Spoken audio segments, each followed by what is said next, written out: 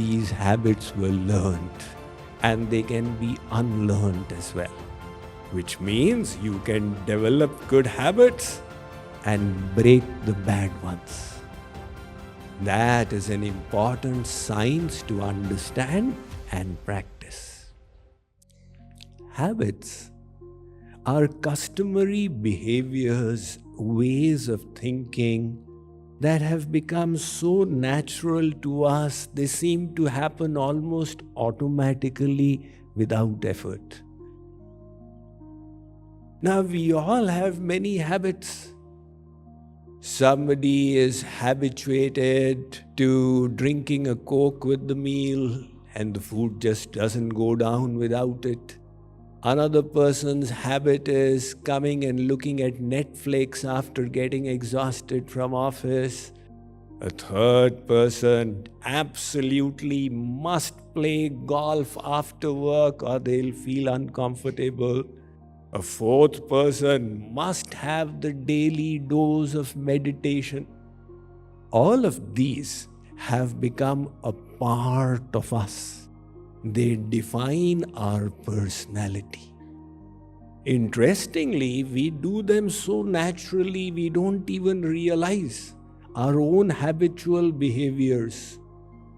That is why the famous mystery writer Agatha Christie said, "Curious things, habits. People didn't even know they had them." One mathematician, Daniel Hilbert, he and his wife had thrown a party at their home, and all the guests were there. The wife realized that her husband's shirt was badly crumpled, so she told him, "Go up and change your shirt and come." He went up and did not come back for half an hour. That made the wife wonder, what has happened to my husband? She went up and found him fast asleep on his bed. What had happened was, when he took off his shirt, as a matter of habit, because he had been doing that for the last 35 years, he lay down in bed and went to sleep. That is the nature of these habits. Now, if we have good habits, they can work to our advantage. Habits of hygiene, habits of good health, habits of maintaining positivity or even the attitude of gratitude, etc.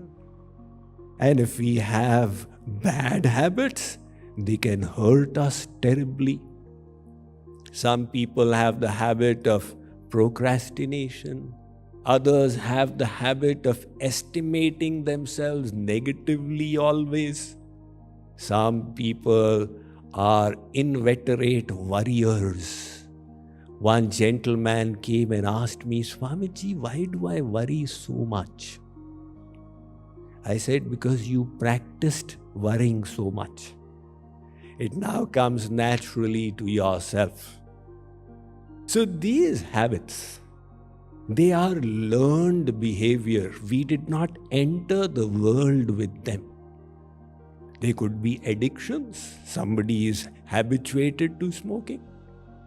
So did any child coming out from the mother's womb say, "Mummy, give me the whiskey, otherwise I cannot live"? These habits were learned and they can be unlearned as well, which means you can develop good habits and break the bad ones. That is an important science to understand and practice. What do we need to understand in this regard? The first scientist to throw light on this habitual nature of our personality was a Russian called Ivan Pavlov in the year 1904. His research got famous as the classical theory of conditioning. He was actually studying the digestive system of dogs. A dog would be brought and dog food would be brought in front, and they would then measure how much the dog salivated. until Pavlov discovered that even without bringing the food, because to ask the attendant to come, they would ring a bell. And the mere ringing of the bell would cause the dog to salivate. Its brain had gotten conditioned. So we human beings also become conditioned by many things without realizing. The books we read, the movies we see, the company we keep. And then our behavior gets impacted by that conditioning. There's a story told about Swami Vivekananda. He used to live in Kolkata and go and meet his guru in Dakshineshwar. One night while returning, he was caught in a terrible storm. And some fisherwomen had sold their goods in Kolkata and were returning to Dakshineshwar the other way. They were also caught in the same spot. Now, the only building nearby was a florist's shop. Both of them entered to take shelter from the rain. The florist was a kind man and he said, "All right, you can all sleep here." And he invited the ladies inside where the flowers were placed. They put their baskets in the veranda and came in.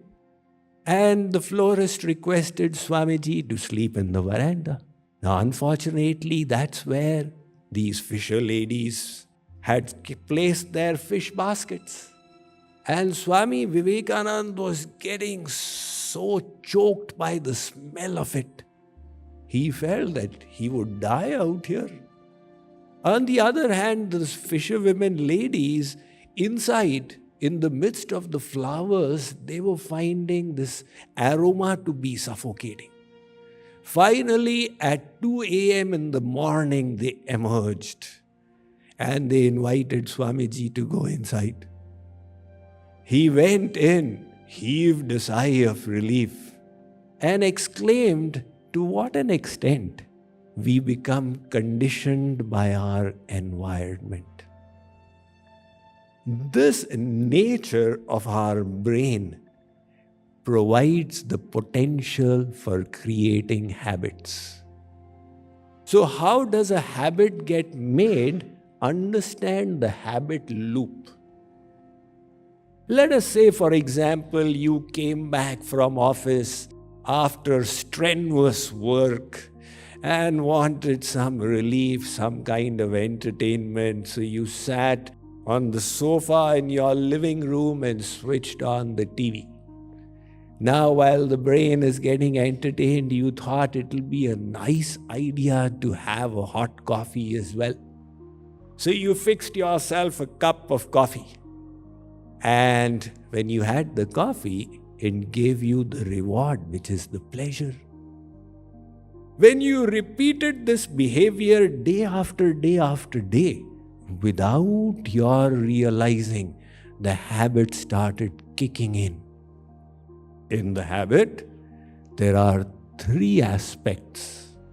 The first is the trigger, the impetus, which provokes the action. And the second is the conditioned response. And the third is the reward, which reinforces the habit and closes the loop. In this case, sitting in your living room in front of the TV is the trigger for the brain. And then the brain creates the conditioned response, which is the urge for coffee. And when you get the coffee, the consequence is the pleasure that reinforces the behavior for you.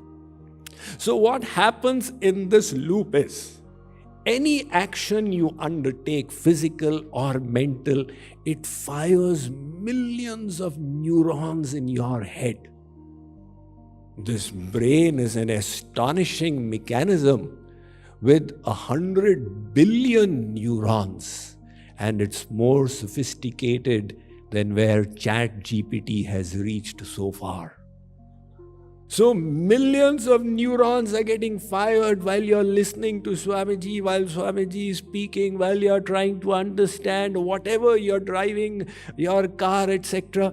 But the brain is so self-programming that when it sees this behavior is getting repeated, it creates a little software for it.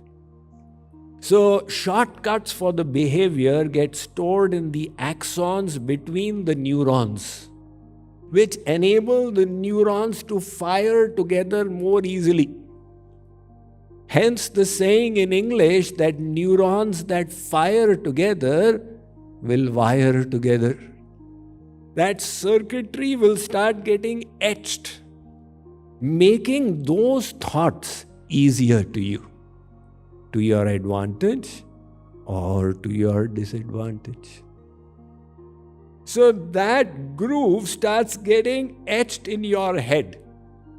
This learning mechanism was given to us by God because any skill that we acquire requires it. For example, the first time that you started typing, you had to search, the quick brown fox jumps over the lazy dog or whatever it does, where to put this little tiny finger and where to put the index finger of my right hand, etc., etc. You were literally typing at a couple of words a minute. But then it became easier as the circuitry started getting established, and then even easier and even easier. And in the space of 1 year, you were typing at 60 to 100 words a minute. Now let us say someone who has never seen typing comes for the first time and sees you busily typing. That person will be astonished. Oh my God, how do they move their fingers so fast? I don't even have time to think and they're just moving like this. How is it all happening? Does this person have some yogic mystic power, yogic siddhi? It is no yogic siddhi. It is merely the consequence of 1 year of practice. In fact, you become so good at it that it's happening automatically and you're thinking alongside with it. If this ability did not exist, it would not be possible for you to think and also to type. Or just consider simple behavior when you speak. You are creating all kinds of sounds with this, your vocal cords, the tongue, the mouth, the palate. For this, the tongue has to keep moving here and there. Do you think that to utter this word, I now need to take my tongue up? The brain has got it all. You keep thinking of what you need to say and the work is getting done automatically. This is the self-programming nature of our brain. And that self-programming nature provides for the creation of habits.